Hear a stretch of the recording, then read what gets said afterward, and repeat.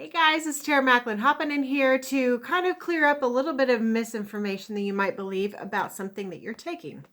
So, if you have a reproductive condition or maybe you have PCOS, which we know is more of a metabolic condition, many of us are taking in birth control or other different types of hormonal therapy that might not be as helpful or beneficial as we might believe.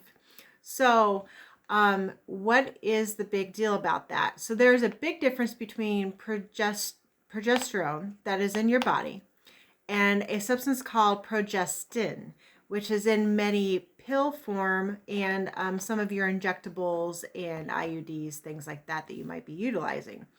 If you are utilizing these things to help, with heavy flows or to try to regulate a cycle, they do work great. They both work the same way in the thinning out your cycle and reducing the amount of heavy flow that's going on, creating the regular cycle. But artificial things like progesterone aren't true hormones, for one. They come with risks. And two, progesterone actually, and I'm not an organic chemistry person, but if you look at the organic chemistry structurally, it actually represents a little bit more similar to another hormone out there. And I'll dive into that a little bit more. You might even be able to figure it out once we kind of spend a little time comparing the two together. So again, a lot of times we use this because we are deficient in progesterone, right? So really the best way to get your progesterone is through ovulation. And that's when we create our little, our ovary will pop out, and then therefore we will have what's called the corpus luteum that will come from that. And that is where our progesterone comes from, is in that moment. So when we don't have ovulation, we don't really have a lot of progesterone. And that is where we want to talk about like supplementing in some progesterone in some sort of way. Usually this requires a prescription or some other type of like medical means to make this happen.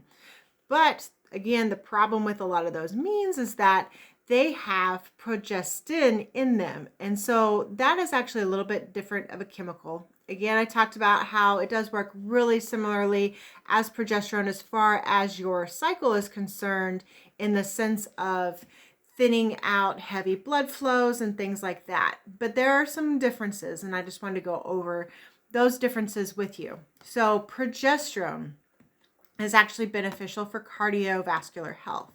Progestin is actually linked to high blood pressure. So there's something there that they're not the same as.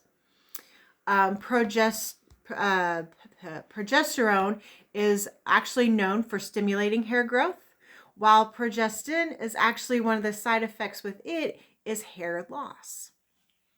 And I'm just looking at my notes. I just want to make sure I'm not missing anything. Progesterone is actually linked with keeping your androgens balanced. So our androgens are like our male testosterone, our male hormone. So testosterone falls into that category.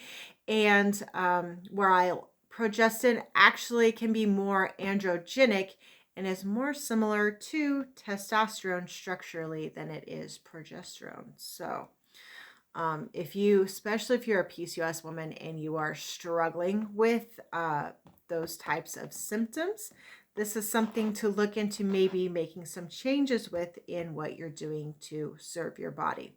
And that's just a general talk with your physician about that. Another thing that progesterone is really good at is actually helping out with good mood and sleep. So if you look at PMS, which is like something that a lot of women have, we consider this to be normal. Moodiness is one of the things that comes up in mind. So right there should be number one signal that your progesterone is probably a little bit lower than what it should be in that moment. So, and it does drop off for you to start your period and stuff like that. It's kind of like the drop in it is like the hello, but it shouldn't drop. It shouldn't be so much of a drop that you are getting like super moody. So that's one thing to kind of consider if you're having like crazy PMS. Also, progesterone is actually linked with anxiety and depression if you look at the pamphlets. So Last but not least, progesterone is actually proven to be beneficial for breast tissue, while progestin is actually linked to providing a disservice to breast tissue. So those are just some comparisons there. Let me make sure I didn't miss something else here in my notes. So when talking to your physician, and I apologize, the screen was a little shaky. When talking to your physician, maybe ask him, seeing if there's some alternatives to natural progesterone, something that is more similar to our bodies. And actually the best way to talk to your physician about that is asking him for a micronized version of progesterone. There are some options out there for you. That's a term they tend to relate with a little bit better than like bioidentical or natural. So if that's something you're interested in looking into, again, make sure you have a talk with your physician and see if maybe that would be of benefit. Everyone's condition is a little bit different, and I'm not a doctor, so I can't diagnose that for you, but I can definitely provide you with some information to have you help be more informed about what you're taking and what you're using. So if you guys find this of value, make sure you guys are clicking subscribe above and clicking on the bell so you get alerted whenever these videos pop up, and I'll talk to you guys again soon. Bye-bye.